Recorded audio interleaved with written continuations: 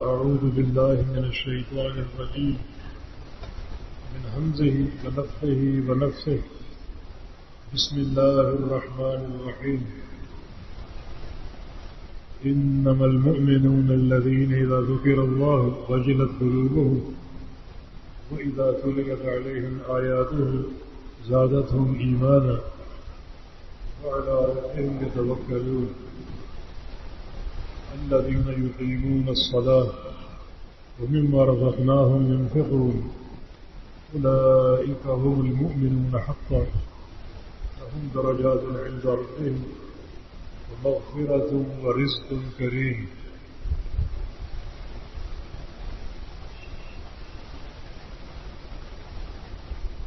قرآن حکیم اللہ رب العزت کا کلام ہے. گزشتہ جمعے ایک نقطے کی نشاندہی کی تھی، یعنی تدبر قرآن یا قرآن پاک میں غور و فکر، اس کے بہت سے طریقے ہیں اور ایک طریقہ یہ بھی ہے قرآن حکیم میں جو مختلف مقامات ہیں، کہیں اہل جنت کا ذکر ہے اور ان کی صفات کا بیان ہے، اور کہیں اہل جہنم کا ذکر ہے اور اہل جہنم کی صفات کا ذکر ہے. ان مقامات کو پڑھ کر اپنے آپ کو وہاں پیش کرنا، میرا چہرہ کہاں دکھائی دے رہا ہے اور میری تصویر کس مقام پر نظر آ رہی ہے. اللہ پاک کا فرمان لقد انزلنا الیکم کتابا فیہ ذکرکم افلا تعقلون، ہم نے تم پر ایک کتاب اتاری ہے، اس کتاب کی خوبیوں میں سے خوبی یہ ہے کہ اس میں تم سب کا ذکر ہے، سب کا چرچا اس کتاب میں موجود ہے. ہر شخص اس کتاب کو پڑھ کر اپنے آپ کو تلاش کر سکتا ہے، اپنے آپ کو ڈھونڈ سکتا ہے کہ میں کلام الرحمن کے کس مقام پر ہوں، اللہ تعالی نے میرا ذکر کس مقام پر کیا ہے. کیونکہ ہر شخص اپنے اعمال سے باخبر ہے، اپنے ظاہر کو بھی جانتا ہے، اپنے باطن کو بھی جانتا ہے، اور اپنے اعمال کو خوب جانتا اور پہچانتا ہے. اچھی طرح اپنے آپ کو تلاش کر سکتا ہے کہ میں کہاں چھپا ہوا ہوں اور کس مقام پر میری تصویر موجود ہے اور میرا چہرہ پایا جاتا ہے.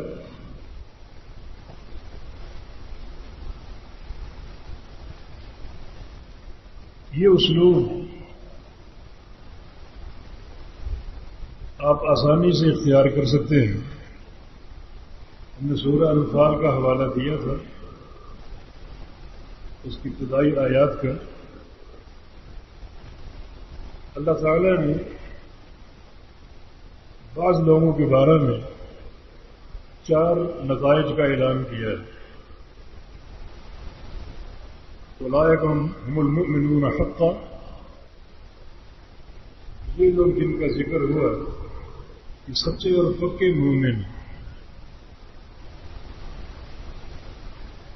اللہ رب العزت نے ان کا نام اس لسٹ میں شامل کر لیا ہے جو پکے اہل ایمان کی لسٹ. یہ بہت بڑا اعزاز ہے اللہ تعالیٰ کا کسی کو سچا مومن قرار دینا. اس بات کی دلیل ہے کہ وہ اپنے ظاہر کے امتحان میں بھی کامیاب ہے اور اپنے باطن کے امتحان میں بھی کامیاب ہے. اللہ تعالیٰ وہ ذات ہے جس پر کوئی چیز مخفی نہیں ہے، کوئی چیز پوشیدہ نہیں ہے، اپنے بندوں کے سارے احوال سے باخبر ہے، ان کے شب و روز کی تمام حرکات و سکنات کو جانتا ہے، اس کا کسی شخص کو سچا مومن قرار دینا بہت بڑی کامیابی ہے۔ یہ ایک نتیجہ اللہ پاک نے ذکر کیا۔ دوسرا نتیجہ یہ ہے لہم درجات عند ربہم، ان لوگوں کے لیے رب تعالیٰ کے پاس بڑے درجات، بڑے اونچے درجات۔ اللہ تعالیٰ انہیں بڑے بلند و بالا درجات پر فائز کرے گا۔ اور تیسرا نتیجہ اور ثمرہ یہ ہے ومغفرۃ، ان کے لیے گناہوں کی بخشش ہے۔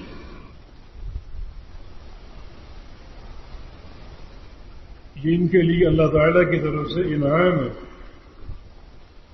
کہ اللہ تعالیٰ ان کے سارے گناہوں کو چھپا دے گا۔ اور چوتھا ثمرہ یہ ہے برزق کریم، ان کے لیے بڑا باعزت رزق ہے، بڑی ہی باعزت روزی ہے، بڑی پاکیزہ جو کبھی ختم نہ ہوگی، جس کا تسلسل قائم رہے گا دنیا میں، قبر میں، آخرت میں۔ یہ چار ثمرات ہیں، چار نتائج ہیں۔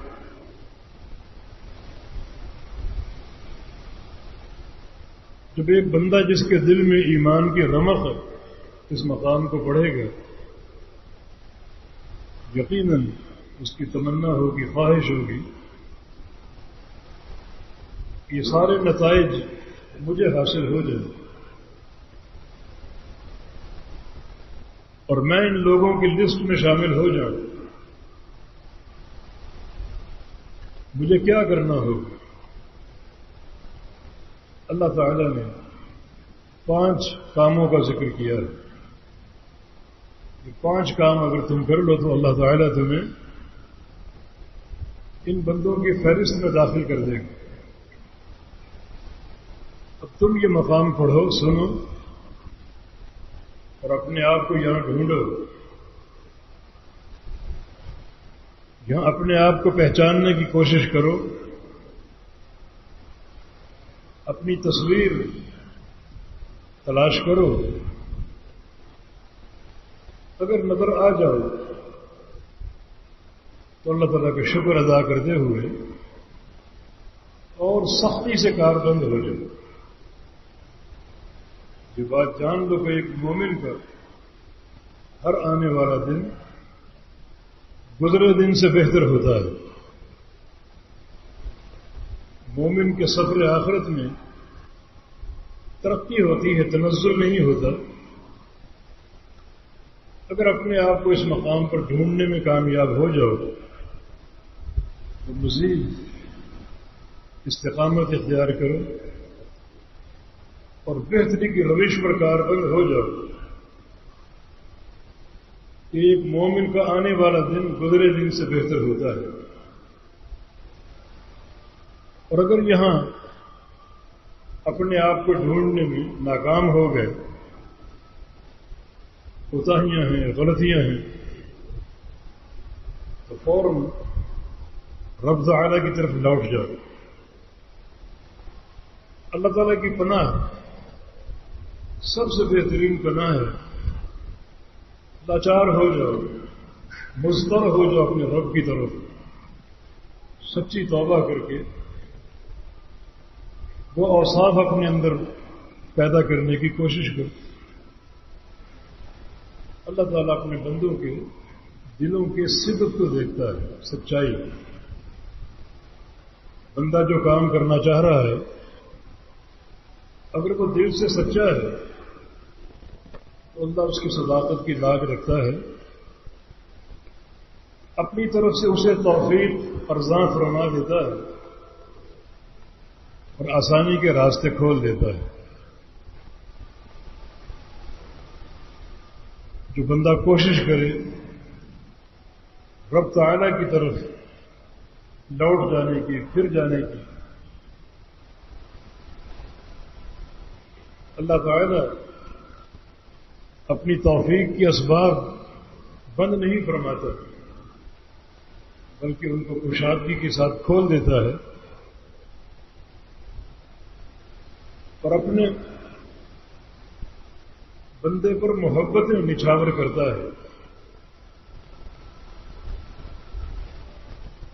اللہ رب العزت اپنے بندوں کے اعمال کا قدردان ہے.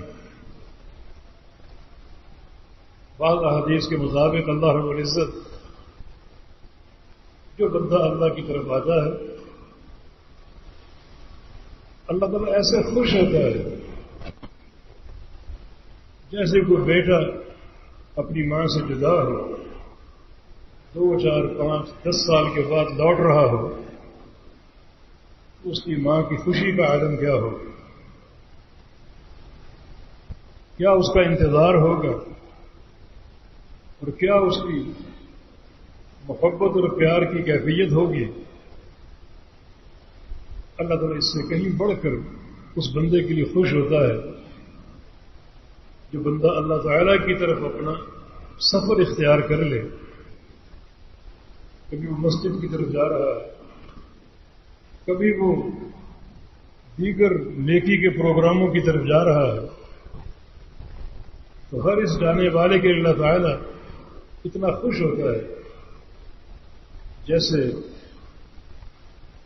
وہ شخص خوش ہو جس کا قریبی ایک لمبے عرصے بعد واپس لوٹ رہا ہو اس سے ملاقات کرنے کے لیے، بیٹا اپنے باپ سے ملنے کے لیے، بیٹا اپنی ماں سے ملنے کے لیے، یا بھائی بھائی سے ملنے کے لیے ایک عرصہ دراز کے بعد آ رہا ہو، جیسے وہ عزیز اپنے عزیز کی ملاقات کے لیے خوش ہوتا ہے. اللہ تعالیٰ اس سے زیادہ اس بندے کے لیے خوش ہوتا ہے جو بندہ اپنے رب کی طرف لوٹ آئے اور نیکی کا راستہ اختیار کر لے. پھر کیوں نہ ہو توفیق ارزاں فرما دے، اس بندے کا مددگار بن جائے اور نیکی کے راستے پر اس کو خوب اور خوب چلنے کی توفیق عطا فرما دے. تو اگر یہاں ہمیں اپنا چہرہ نظر نہیں آ رہا تو پھر ہم بڑے ایک سچے عزم کے ساتھ اللہ تعالیٰ کی طرف رجوع اختیار کر لیں اور اپنے آپ کو یہاں رکھنے اور پیدا کرنے کی کوشش کریں. 5 صفات کیا ہے؟ انما المؤمنون الذين اذا ذكر الله وجلت قلوبهم. کہ سچے اور پکے مومن تو وہ ہیں کہ جب اللہ کا ذکر کیا جائے ان کے دل ڈر جائیں، ان کے دل نرم پڑ جائیں، ان میں خوف پیدا ہو جائے. اللہ کا ذکر، اللہ کے ذکر سے مراد اللہ تعالیٰ کا نام آ جائے، اللہ تعالیٰ کی خشیت کے تقاضے سامنے آ جائے. کوئی شخص آپ سے کہہ دے اللہ سے ڈر جاؤ، بڑا یہ ہیبت ناک جملہ ہے. یہ جملہ سن کر بھی اگر آپ ٹس سے بس نہ ہو تو آپ یہاں موجود نہیں ہیں. یہ جملہ ایک دعوت ہے، اپنے رب سے ڈر جاؤ اور جو نافرمانی کر رہے ہو، گناہ کر رہے ہو، اس سے بعد آ جاؤ. ایک شخص اگر اس میں یہ جذبہ ہو کہ اللہ تعالیٰ کے خوف کے تقاضوں کو سنے تو گناہ کو چھوڑ دے کہ اللہ دیکھ رہا ہے، گناہ کو چھوڑ دے. تو یہ حقیقت میں اللہ پاک سے ڈرنے والا بندہ ہے اور یہ پہلی صفت اس کے اندر موجود ہے.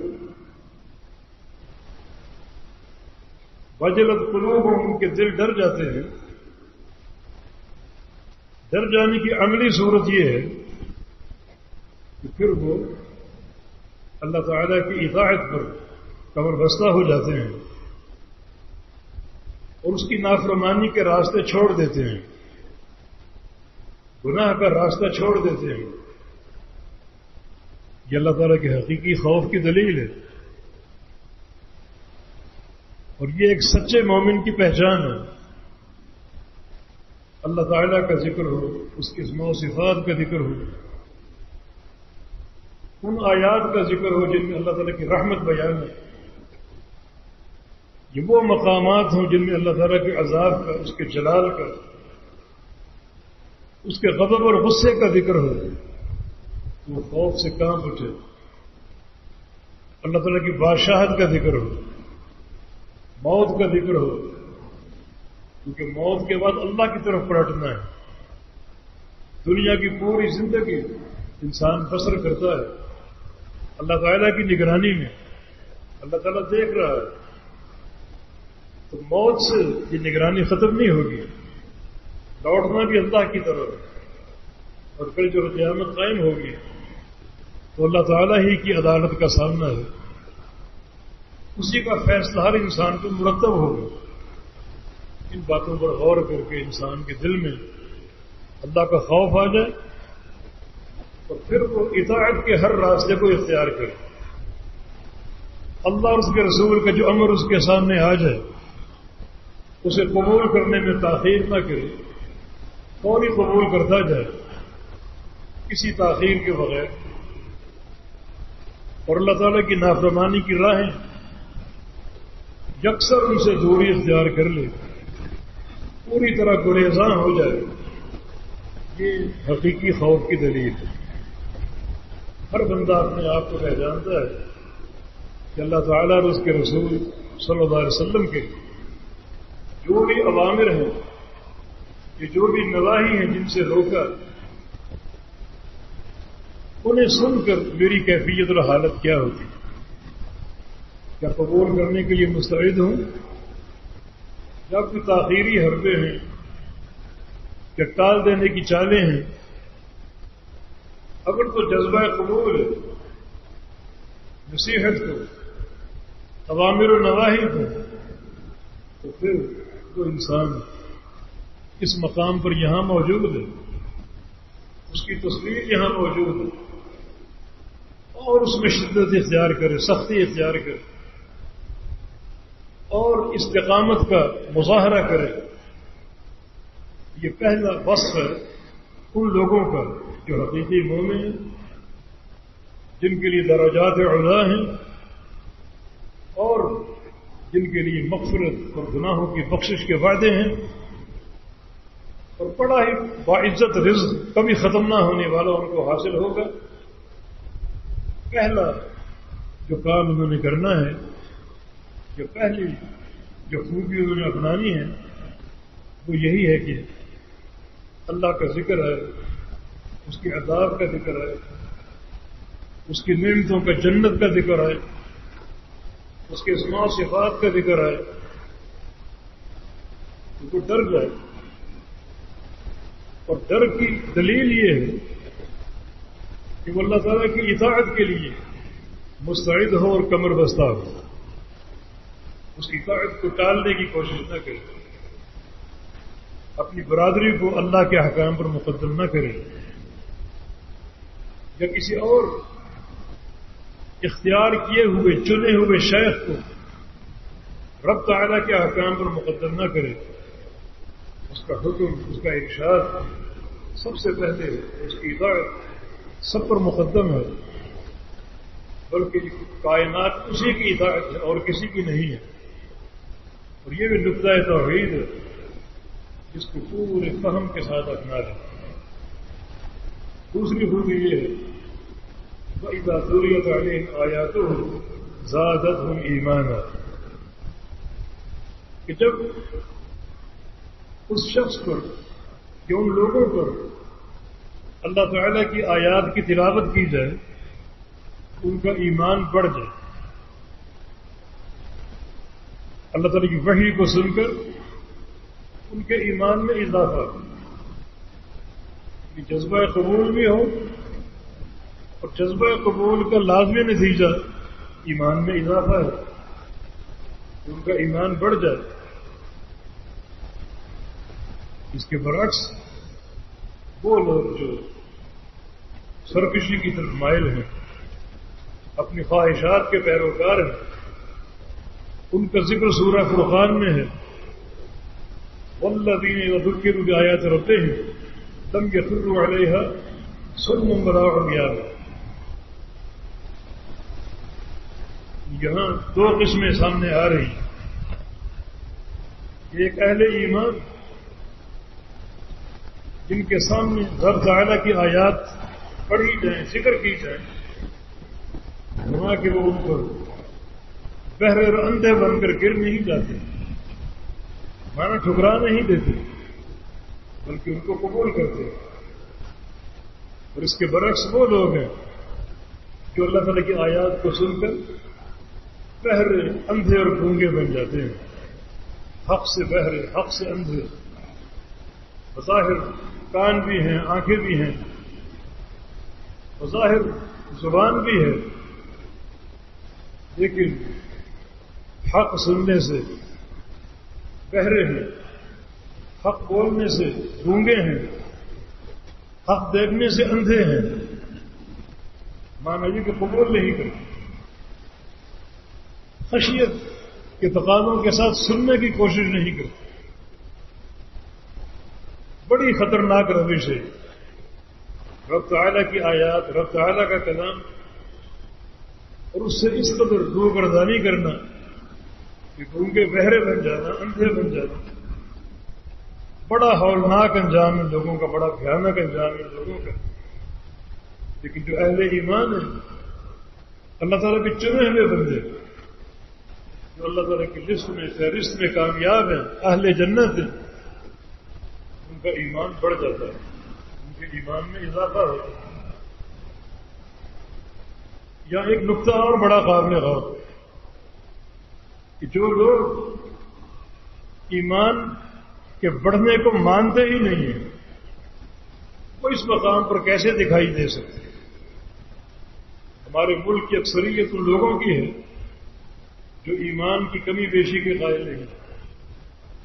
یہ ایک بڑا علمی اختلافی مسئلہ جو سلف صالحین کے دور سے اختلافی چلا آ رہا ہے، جو اہل الحدیث محدثین ان کے نزدیک ایمان کی تعریف تین چیزوں سے عبارت ہے، ایک قول باللسان، عمل بالجوارح، وتصدیق بالجنان، زبان سے اقرار کرنا اور جسم کے سارے اعضاء سے عمل کرنا اور دل سے تصدیق کرنا۔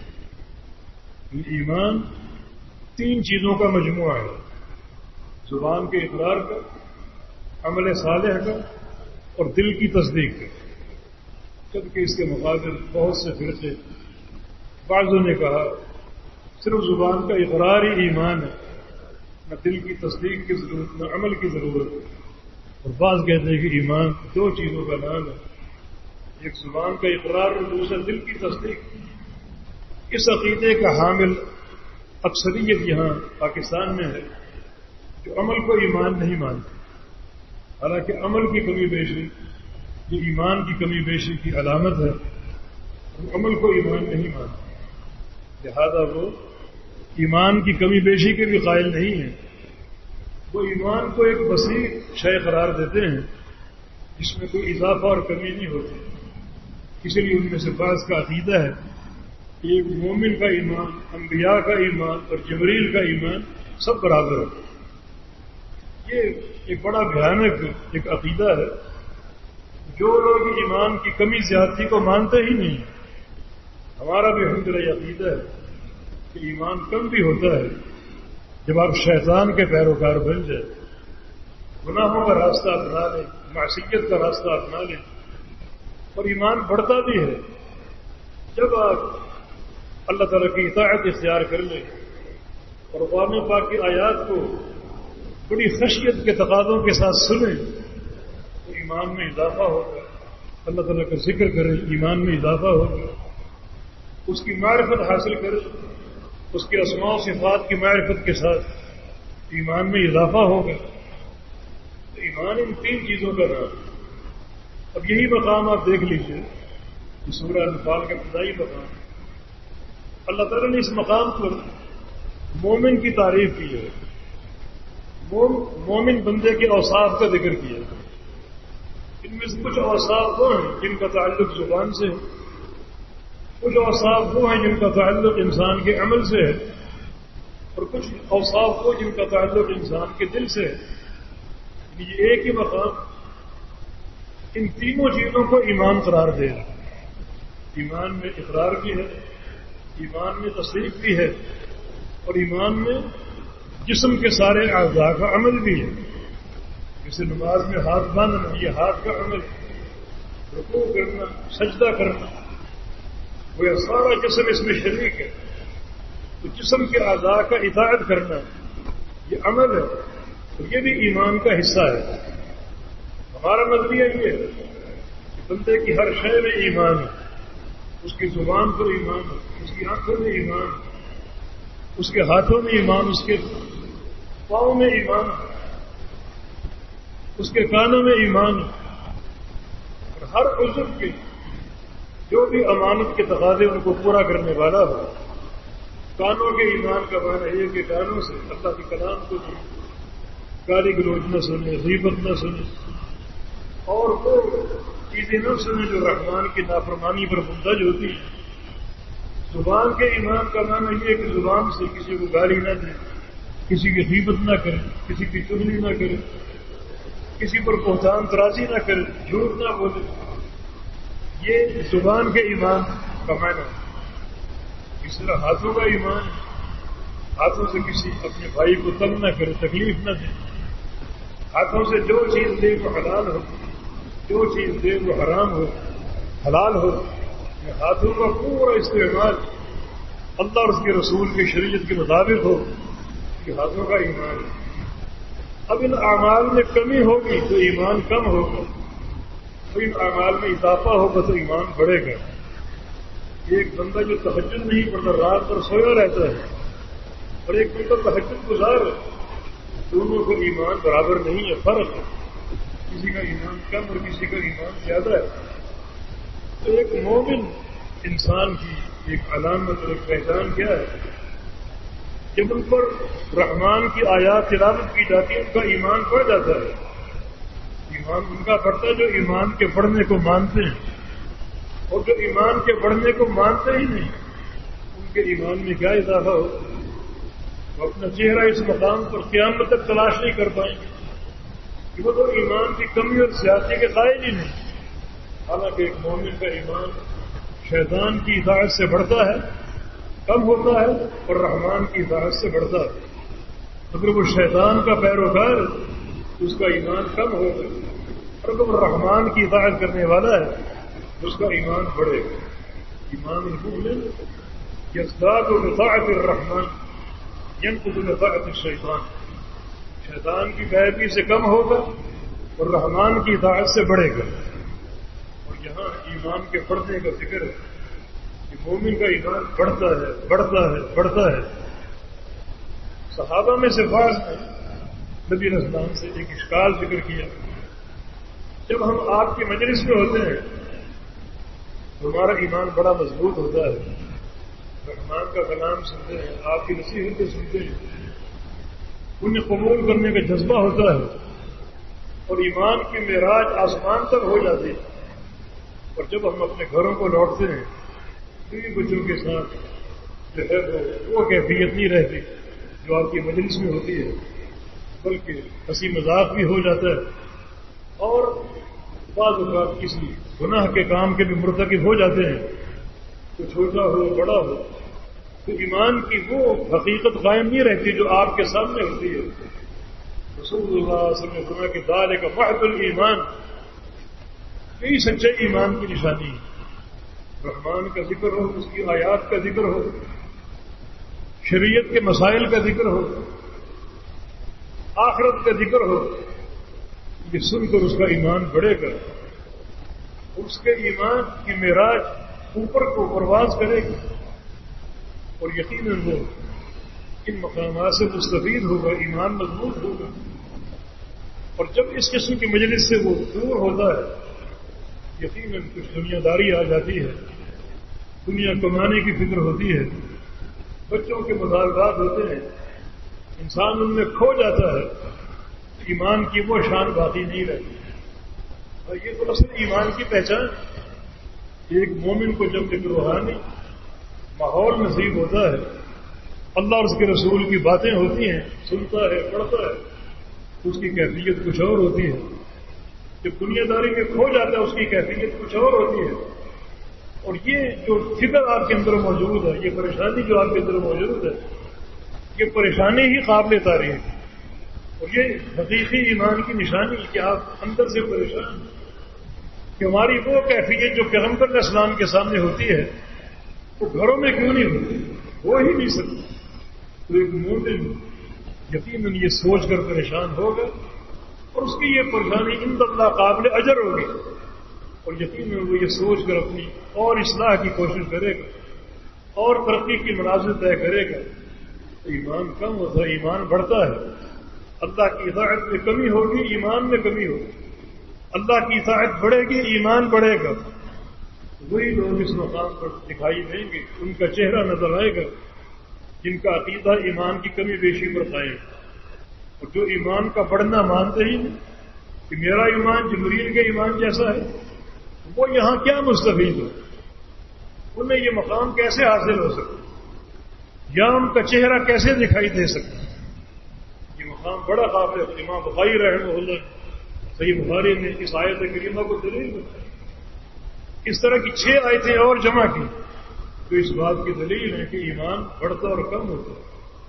بلکہ امام بخاری کا کتاب الایمان اس میں 100 کے قریب حدیثیں جمع کی، اور اس سے زیادہ تعداد میں صحابہ اور تابعین اور محدثین کے اقوال پیش کیے، جن سب کا عقیدہ یہ ہے کہ ایمان میں کمی بیشی ہوتی ہے، ایمان کم ہوتا اور بڑھتا ہے، اور اس کے باقاعدہ دلائل۔ پورا کتاب الایمان صحیح بخاری کا اسی عقیدے کی ترجمانی ہے کہ ایمان عمل کا نام ہے، عمل میں چونکہ کمی بیشی ہوتی ہے یا تو ایمان میں بھی کمی بیشی ہوتی ہے، اسی پر جو ہے وہ پورا محور کتاب الایمان کا صحیح بخاری کی۔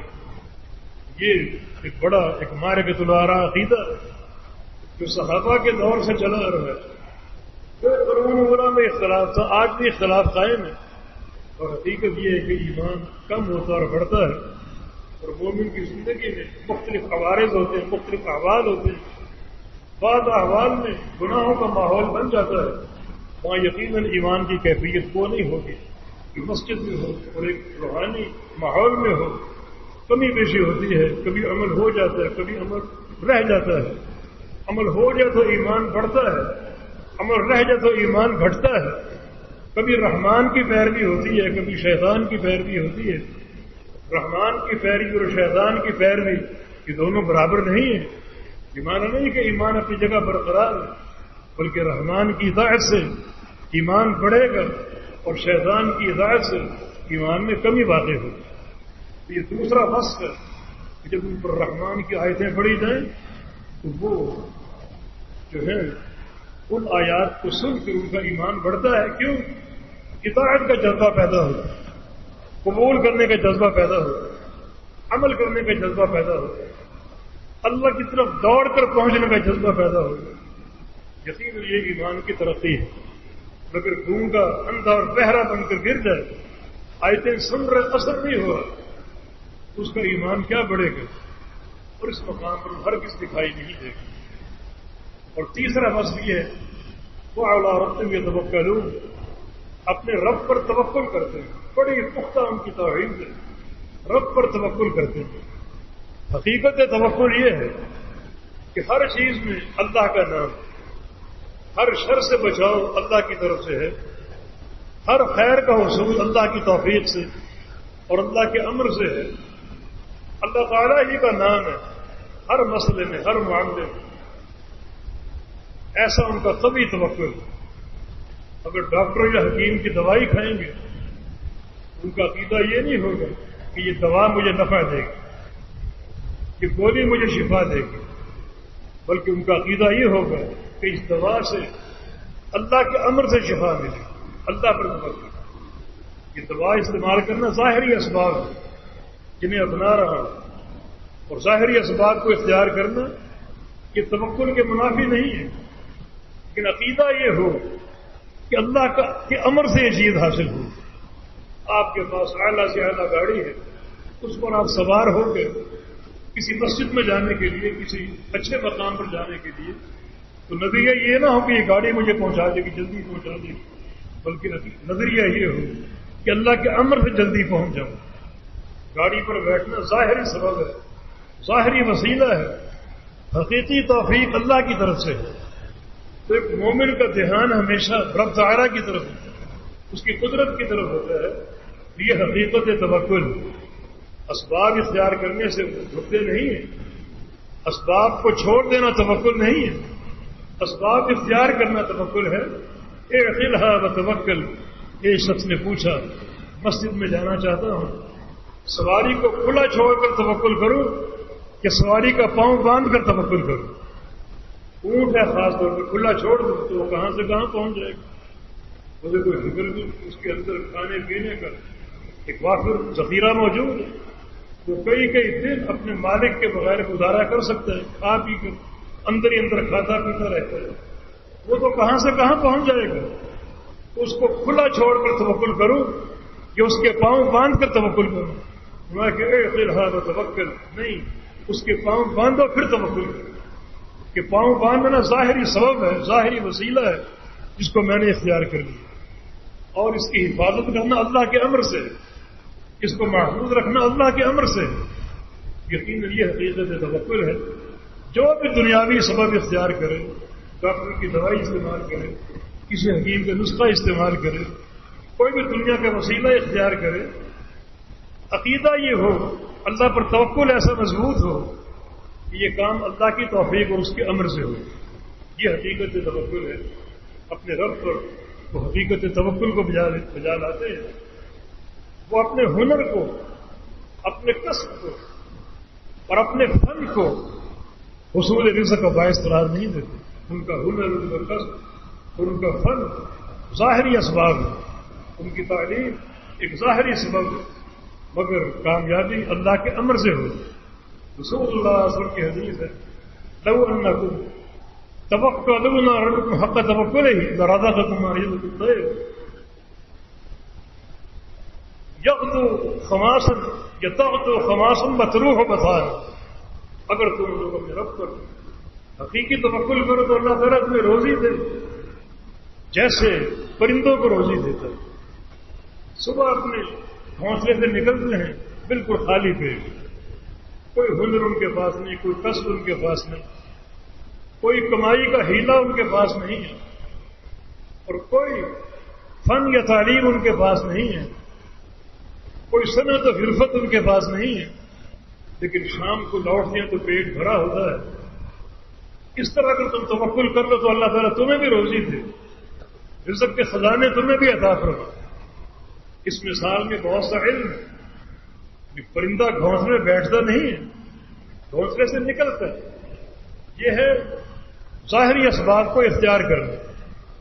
یہ مت سمجھو کہ گھر بیٹھے بیٹھے روزی کے خزانے پہنچنے کا اللہ قادر ہے، اللہ خزانے پہنچانے پر قادر ہے، جس کو چاہے، بلکہ جنت کے میوے پہنچانے پر قادر ہے، اس کی قدرت ہے، اس کی توفیق ہے، مگر ظاہری اسباب کو اختیار کرنا یہ حقیقت ہے توکل۔ کوئی شخص یہ نہ سمجھے بغیر نکاح کے بیٹا مل جائے گا، کوئی شخص یہ نہ سمجھے گھر سے نکلے بغیر اور کوئی کسب اور فن استعمال کیے بغیر روزی کے خزانے مل جائیں گے۔ نہیں، ظاہری اسباب کو اختیار کرو اور اپنے رب پر توکل کرو، ان خزانوں کی عطا اور ان خزانوں کی دین کے تعلق سے رب پر توکل کرو۔ یہ حقیقت ہے توکل، اور یہ عین نقطہ توحید ہے۔ نبی علیہ السلام کی ایک حدیث یہاں بڑی سمجھ میں آتی ہے کہ قیامت کے دن لوگ جنت میں داخل ہوں گے اور ان کے دل پرندوں کے دلوں کے مانند ہوں گے۔ میں سمجھتا ہوں کہ دونوں حدیثوں کو جمع کر تو مکمل مفہوم بنتا ہے کہ پرندہ اللہ تعالیٰ پر حقیقی توکل کرتا ہے بغیر کسی ہنر و فن کے وہ نکلتا ہے، اس کو توکل اپنے رب پر ہوتا ہے، رب تعالیٰ اس کو عطا کرتا جاتا ہے، حتیٰ کہ شام کو بھرے پیٹ لوٹتا ہے اور پوری رات آرام سے گزارتا ہے، سو کر گزارتا ہے، کوئی اس کو تشویش نہیں ہوتی، کوئی بھاگ دوڑ نہیں ہوتی۔ برعکس انسانوں کے، نہ ان کو دن کو چین نہ رات کو چین، بس دنیا دنیا اور دنیا۔ یہ چیز یہ پرندوں کی ایک جو روش ہے اور پرندوں کا جو طرز عمل اس کے منافی۔ جنت میں قیامت کے لوگ داخل ہوں گے جن کے دل پرندوں کے دلوں کی مانند ہوں گے، جو کہ عین توحید کے نقطے پر قائم ہیں۔ جس طرح پرندوں میں حقیقی توکل ہوتا ہے، جنت میں جانے والے لوگ بھی حقیقی اپنے رب پر توکل کرنے والے، وعلی ربہم یتوکلون، اپنے رب پر توکل کرنے والے۔ تو توکل ظاہری اسباب کو اختیار کر ان اسباب کی کامیابی رب تعالیٰ کی توفیق پر، رب تعالیٰ کی توفیق پر۔ اگر پانی کا گلاس سامنے ٹھنڈا ہو اور آپ پیاسے ہو تو یہ نہ سمجھو کہ یہ پانی میری پیاس بجھا دے گا، اور ظاہری سبب ضرور ہے، مگر جو حقیقی توکل کرنے والے یہ سوچ کر پانی پیئیں گے کہ رب تعالیٰ اس پانی کے ذریعے میری پیاس بجھا دے گا اور میری بےچینی دور کر دے گا۔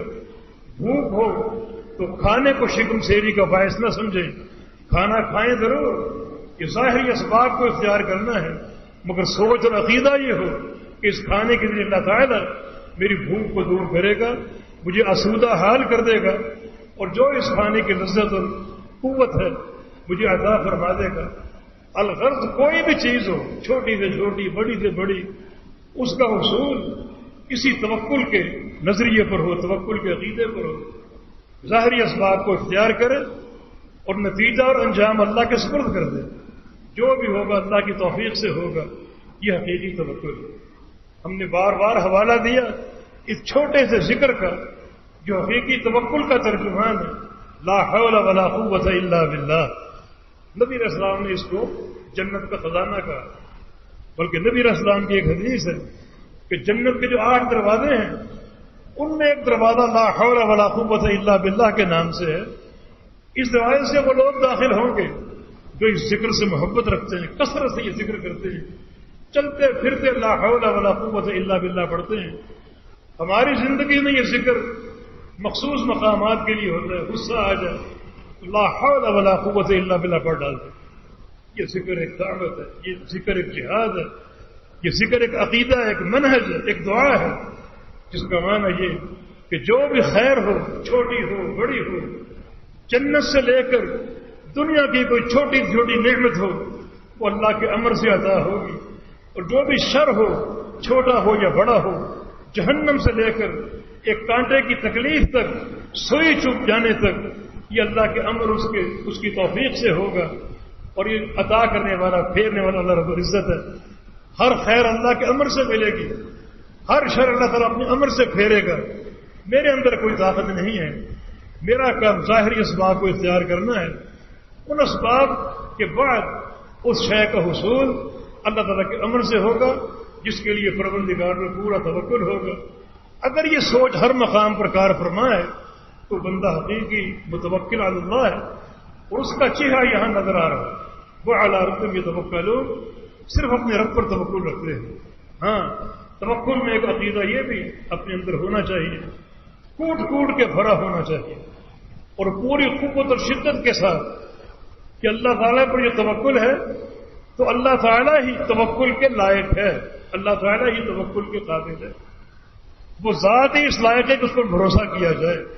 ہر شے میں، ہر چھوٹی بڑی شے میں، ہر چھوٹے بڑے نقصان کے ازالے کے لیے، ہر چھوٹے بڑے خیر کی عطا کے لیے اور اس کے حصول کے لیے اللہ تعالیٰ ہی پر توکل کیا جائے، وہی توکل کے لائق ہے، اور بندہ آ کر صدق دل سے بھروسہ کرے گا، اللہ تعالیٰ اس بھروسے میں اس کو کامیاب کرے گا اور وہ شے اس کو عطا کر دے گا، جب وہ شر اس سے پھیر دے گا۔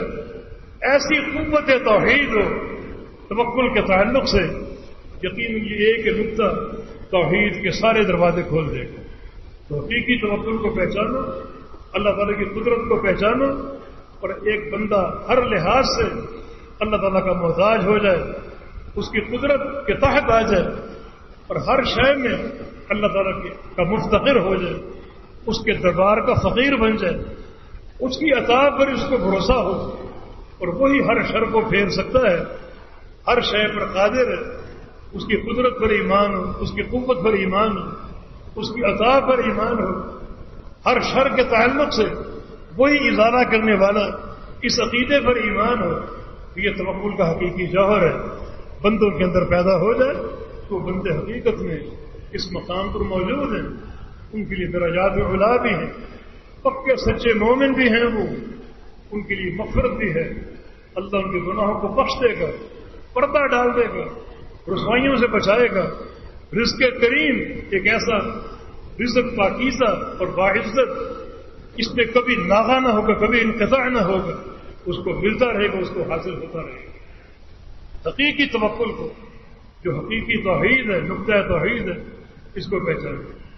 اس مقام پر صحیح مسلم کی ایک حدیث پیش کی جا سکتی ہے کہ بندہ کس کس چیز میں رب تعالیٰ کا محتاج ہے۔ ابو ذر غفاری رضی اللہ عنہ کی روایت سے وہ حدیث ہے، طویل حدیث ہے، اس کو پیش کرنا چاہ رہا ہے تو وقت نہیں ہے، آئندہ جن میں پیش کر دیں گے انشاءاللہ تعالیٰ۔ اس حدیث میں 11 بار اللہ تعالیٰ نے اپنے بندوں کو پکارا، یا عبادی یا عبادی، اے میرے بندو، اے میرے بندو، اے میرے بندو۔ یہ حدیث شامی محدثین کی سب سے بہترین حدیث امام احمد رحمہ اللہ کا قول ہے، اور یہ حدیث، اس حدیث کے گرامی امام خولانی رحمہ اللہ جب اس حدیث کو روایت کرتے تو زانو ہو کر بیٹھ جاتے، باقی کو حدیث بیان کرتے، کبھی لیٹے ہوتے، کبھی چل رہے ہوتے، اور کبھی ٹیک لگا کر بیٹھے ہوتے۔ جب اس حدیث کا ان سے تقاضا کیا جاتا تو دوزانوں ہو کر بیٹھ جاتے، اور بڑے ایک عاجزی کے ساتھ اور بڑی تواضع کے ساتھ اس حدیث کو روایت کرتے کہ یہ حدیث پوری کی پوری اس فقر کو، احتیاط کو ظاہر کرتی کہ بندہ اپنے رب کا کہاں کہاں محتاج ہے اور کہاں کہاں اس کے دربار کا فقیر ہے، تاکہ توکل کے تعلق سے رشتہ اور مضبوط ہو جائے، اور احتیاجات کی یہ صورتیں ہم پڑھ کر اور اللہ رب العزت جڑ جائیں اور اس کی ذات پر توکل اختیار کریں۔ والتوفیق بید اللہ تعالی، اللہ تعالیٰ توفیق عطا کرے، اللہ ہمارے عقیدوں کو مستحکم کرے، اللہ تعالیٰ ہمیں ایمان کی دولت سے ہمکنار فرمائے، اللہ ہم سے راضی ہو جائے۔ باقی دو اوصاف جو ہیں وہ معروف و سنتے رہتے ہیں، الذین یقیمون الصلاۃ، جو نمازوں کو قائم کرتے ہیں، بڑے پکے سچے نمازی ہیں، نمازوں کو نبی اسلام کے طریقے کے مطابق پڑھتے ہیں، سنت کے مطابق پڑھتے ہیں، وقت کی حفاظت کے ساتھ پڑھتے ہیں، حضور قلبی کی کوشش کرتے ہیں، خشیت الخشوع و خضوع اختیار کرتے ہیں۔ یہ لوگ ایسے نمازی ہیں جو نماز سے غافل نہیں ہوتے، ہمیشہ نماز پر متوجہ رہتے ہیں، ان کا دل معلق رہتا ہے مسجد کے ساتھ، ان کا دھیان ہمیشہ نماز پر قائم رہتا ہے۔ یہ نماز کو قائم کرنے والے مما رزقناہم ينفقون، اور پانچواں وصف یہ ہے کہ جو ان کو روزی دی ان میں سے خرچ کرتے ہیں۔ خرچ کرنے کی دو قسمیں، ایک فرضی خرچ کرنا جو زکوٰۃ ہے، پورا حصہ امانت داری سے ادا کرتے ہیں، دوسرا نفلی خرچ کرنا کیونکہ صدقات ہے، اللہ کی راہ میں خرچ کرتے ہیں، کسی مسکین کو دیکھا، غریب کو دیکھا، اس کی پراگندہ حالت کو دیکھا، کسی بھوکے کو دیکھا، ننگے کو دیکھا، اس کو پہنا دیا، کھلا دیا، اس کی مدد کر دی، اچانک اس کے بچوں میں سرور داخل کر دے، تھوڑا سا مال خرچ کر کے۔ یہ لوگ بھی یہاں پر نظر آتے ہیں۔ اب ایک بندہ اپنے آپ کو جانتا ہے، اس کا نماز سے کس قدر شوق ہے، کتنا شغف ہے، کتنا اس سے محبت ہے نماز سے۔ اللہ اکبر۔ بعض صاحب عدی بن حاتم کا قول ہے کہ جب بھی نماز کا وقت ہوتا ہے میرے تمام تر شوق بیدار ہو جاتے ہیں نماز ادا کرنے کے لیے، رب تعالیٰ سے ملنے کا وقت آ گیا۔ اور علماء سلف میں کسی کا قول ہے، اگر میرا کبھی دل چاہے اللہ سے باتیں کروں تو نفل شروع کر دیتا ہوں، اور کبھی جی چاہے اللہ کی باتیں سنوں تو قرآن پڑھنا شروع کر دیتا ہوں۔ سارا قرآن اللہ کی باتیں ہیں، جب قرآن پڑھ رہا ہوں تو میرے دل میں یہ بات موجود ہوتی ہے کہ اللہ تعالیٰ مجھ سے باتیں کرے، یا ایھا الذین آمنوا، اللہ مجھے پکار رہا ہے، اللہ مجھے خطاب کر رہا ہے، اللہ تعالیٰ مجھ سے باتیں کر رہا ہے، تو اس کی باتیں سننے کا شوق تو قرآن پڑھتا ہوں، اور باتیں کرنے کا شوق ہو تو نماز پڑھتا ہوں۔ یہ تو ایک شغف کا معاملہ، شوق اور محبت کا معاملہ ہر وقت مومن کی زندگی میں موجود ہے۔ ہر لحظہ وہ اللہ تعالیٰ کی باتیں سن بھی سکتا ہے اور اللہ تعالیٰ سے باتیں کر بھی سکتا ہے. نماز اس کے لیے بہترین نسخہ ہے. اور پھر اپنا مال خرچ کرے. جب مال خرچ کرے گا یہ سچے اور پکے ایمان پر مہر ہے. انسان محنت سے مال کماتا ہے لیکن اپنے محنت سے کمائے ہوئے مال کو اور مال کی محبت ایک فطری عمل ہے مگر اس کے باوجود مال خرچ کرتا ہے, دریغ نہیں کرتا. کسی غریب کو دیکھے, مسکین کو دیکھے, تنگ دست کو دیکھے, حاجت مند کو دیکھے, ہمیشہ وہ پیش ہوتا ہے اپنا مال خرچ کرنے کے لیے. یقیناً اگر یہ فصل آپ کے اندر موجود ہے تو اس مقام پر آپ کا چہرہ موجود ہے. یہ 5 اوصاف ہیں کہ یہاں ذکر ہوئے. تیسرا وصف توکل کا ہے, اس پر مزید ہم بات کریں گے. ان 5 اوصاف کو اپنا لینے پر اللہ تعالیٰ کی طرف سے کیا اجر ہے. یہ 4 فائدے. اولئک هم المؤمنون حقا, سچے اور پکے مومن رحمان کی سنت. یہ مومن سچے اور پکے, ان کے لیے شاباش ہے, ان کے لیے اکرام ہے, ان کے لیے عزتیں ہیں. اور دوسرا ان کا نتیجہ اور ثمرہ یہ ہے لہم درجات عند ربہم, ان کے لیے درجات علا ان کے رب کے پاس. ان درجات اور پھر وہ بھی رب کے پاس. بڑا یہ محبت بھرا انداز ہے. اور تیسرا نتیجہ اور ثمرہ یہ مغفرت, ان کے لیے بخشش ہے. اللہ ان کی کوتاہیوں کو معاف کر دے گا. رزق کریم, اور بڑا پاکیزہ اور بڑا باعزت ان کے لیے رزق ہے. روزی کے خزانے ہر مقام پر ان کے لیے موجود ہوں گے. کبھی یہ تنگدست نہیں ہوں گے, ہمیشہ یہ سود میں زندگی گزاریں گے. اور آخرت کی زندگی تو بڑی عیشت و غادی ہے, بڑی پسندیدہ. نعمتیں بڑھتی جائیں گی, حسن بڑھتا جائے گا, نور بڑھتا جائے گا. روزانہ اللہ کا دیدار ہوگا. کیا وہ آخرت کی زندگی ہے؟ تو ایک مومن آخرت کی زندگی کا سوچ کر یقیناً اس مقام پر اپنے آپ کو تلاش کرے, اور اگر موجود ہے تو اللہ کا شکر ادا کرے. مزید ان اوصاف میں استحکام پیدا کرے, تسلسل کو قائم کرے. اور اگر کوئی چیز کوتاہ نظر آتی ہے تو فوراً رب تعالیٰ کی طرف لوٹ جائے, سچے ایک عزم کے ساتھ, سچے عقیدے اور جذبے کے ساتھ. اللہ پاک بندے کی سچائی کو دیکھتا ہے اور توفیق کے راستے کھول دیتا ہے. اللہ پاک میں توفیق عطا فرمائے. یا اللہ ہم سب یہاں اس مقام پر اپنا چہرہ تلاش کرنے میں کامیاب ہو جائے. یہ اوصاف نے یہاں تمہیں ذکر فرمائے. یا اللہ ہمیں ان اوصاف پر چلنے کی توفیق عطا فرمائے, اپنا محبوب بندہ بنا دے. اور وہ جو 4 نتیجے ہیں, بڑے عظیم و شان نتیجے, وہ ہم سب کی جھولی میں ڈال دیں, ہم کو عطا فرما دیں. اقول قولی هذا واستغفر الله لي ولكم واخر دعوانا الحمد لله رب العالمين.